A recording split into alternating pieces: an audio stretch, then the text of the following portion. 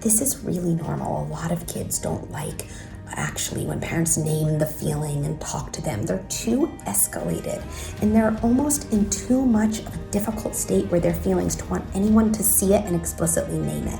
Now, what's still key is your presence. Don't underestimate the power of your presence. So while you're sitting with your child and you say something like, oh, you're so mad, and your kid says, I'm not mad, stop talking. Just do this, okay? I'm here. I'm right here.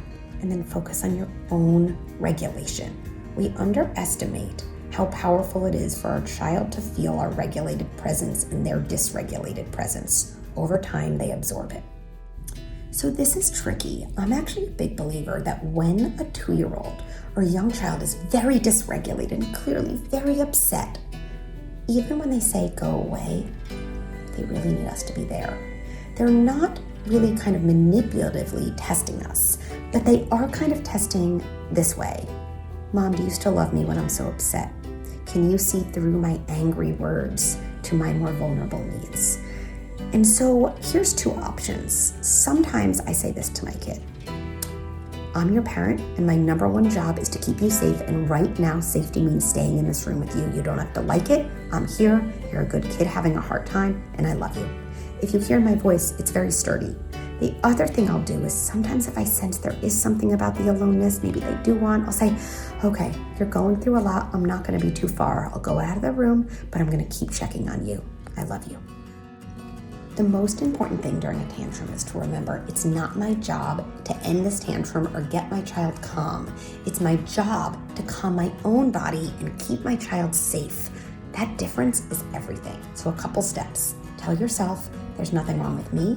There's nothing wrong with my child. I can cope with this, and take a couple deep breaths to get your body calm.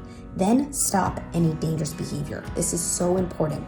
Language like, I won't let you hit, I won't let you throw, and actually enforce that. You might have to get in there, pull your child away. Then once you're in a safer place where your child isn't destroying things, name and see the feeling. Oh, you're so frustrated. Or, oh, you really wish you could have had another cookie. Tantrums are normal and tantrums are healthy. I really mean both of those. Why do kids have tantrums? Kids have tantrums because their ability to feel things deeply in their body outpaces their ability to regulate those feelings. So there's a mismatch. I feel so upset and I don't yet have the regulation skills to manage that feeling. This is normal, and how kids learn to regulate is by feeling their feelings and sometimes having tantrums. And what's really important to realize is during those tantrums, what kids are really picking up on is how sturdy is my parent. I feel scared of this feeling. It feels too big. Is it too big for my parent? Are they scared of it? Are they able to get through it with me?